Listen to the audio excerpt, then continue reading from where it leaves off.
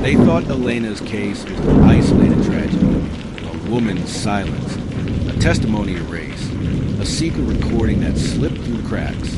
But months later, hundreds of miles away, another voice surfaced.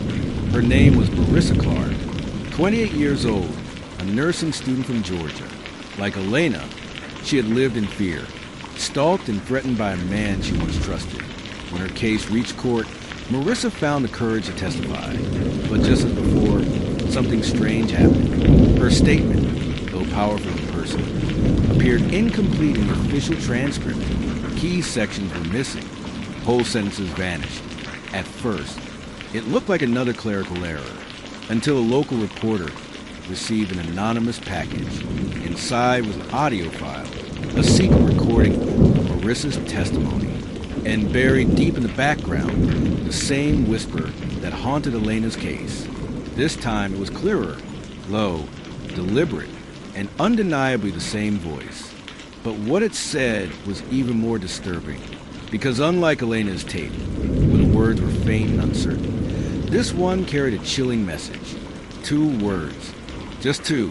And those words were enough to suggest Marissa hadn't just been a victim. She had been marked. Marissa Clark's recording was supposed to be her safeguard, proof of what she endured. But instead, it became something darker. Another link in a growing chain of silenced voices. When journalists compared her leaked audio to Elena's, the similarities were undeniable. The missing testimony, the vanished court records, and most of all, the whisper. But Marissa and Elena weren't the only ones. A team of reporters began combing through old cases, searching for other trials where testimony mysteriously disappeared. What they found was staggering. In at least 4 different states, women had stepped forward to testify against men with influence, businessmen, community leaders, even local officials. And in every single case, the transcripts had gaps, details vanished, files missing. Then came the most unsettling discovery of all. 2 families, hundreds of miles apart, revealed they also had tapes left behind by their loved ones. Recordings never meant to be public, each one captured in secret. And in the background of those tapes, the same whisper. 1 case might have been dismissed as error, 2 could be coincidence. But 4, 5, that was a pattern, and it suggested something terrifying. That Elena and Marissa weren't isolated victims. They were part of a much larger story. A story someone was working very hard to erase. The whispers on the tapes had already unsettled investigators. But the pattern of missing testimony was what forced them to admit the unthinkable. This wasn't random. It was deliberate. Still, no one knew how it was happening, until a message arrived.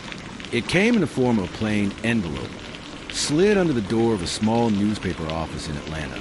Inside was a single sheet of paper and signed. On it were just 5 words. I worked on Elena's case. Reporters scrambled to trace the source. Days later, an anonymous caller finally reached out. They claimed to be a former courthouse employee, and what they described was more disturbing than anyone had imagined. According to the caller, there was a group, not one person, not a single corrupt official, but a network. Court clerks, legal aides, even law enforcement contacts. Their job wasn't to find the truth. It was to bury it. They described files deliberately misplaced, transcripts edited before release, and in some cases, recordings ordered destroyed. When asked why Elena's tape survived, the caller gave a chilling answer. It wasn't supposed to. Before hanging up, the insider made one last promise. They said they had proof, documents, names, evidence of the network at work, and they would deliver it, but the package never arrived. And the caller was never heard from again, to be continued. The disappearance of the insider shook the investigation.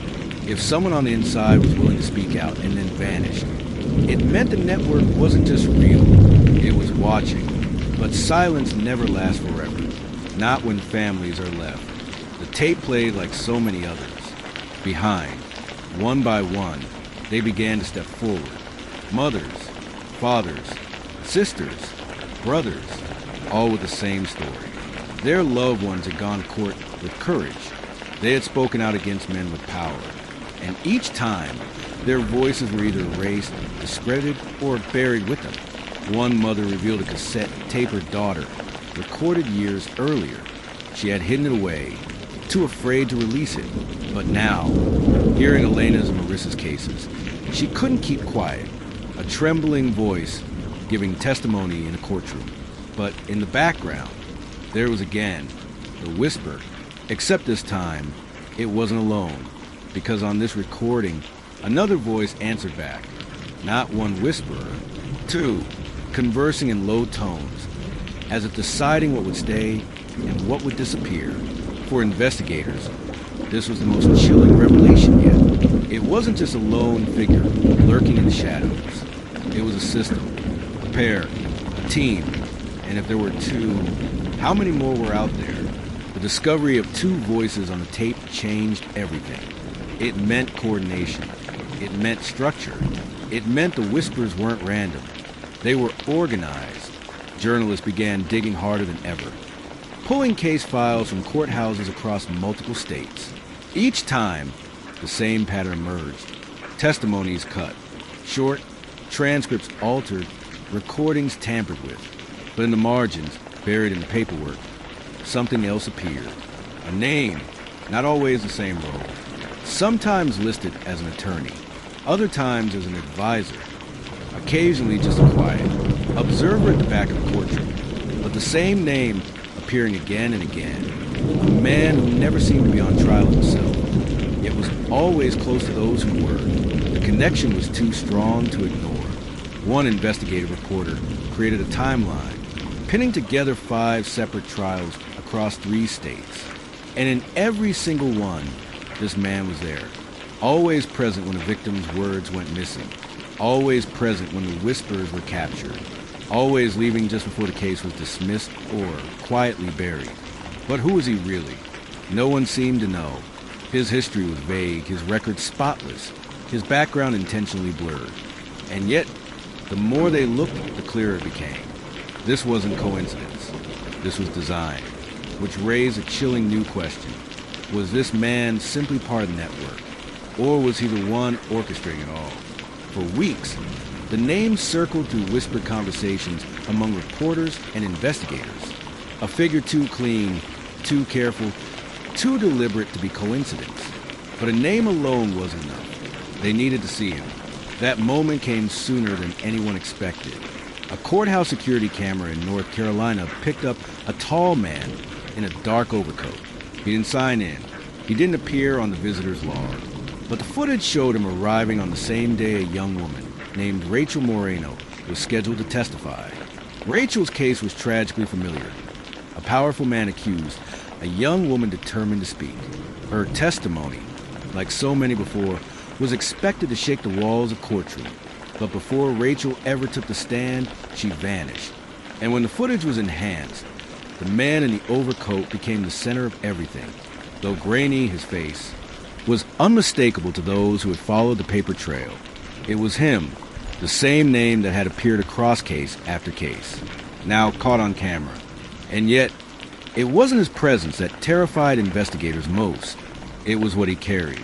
Under his arm was a leather briefcase, and when a guard recalled seeing him leave, they swore the case was thicker, heavier than when he arrived, as if something had been taken. Rachel was never seen again, but the man simply walked out the courthouse doors, disappearing into the night.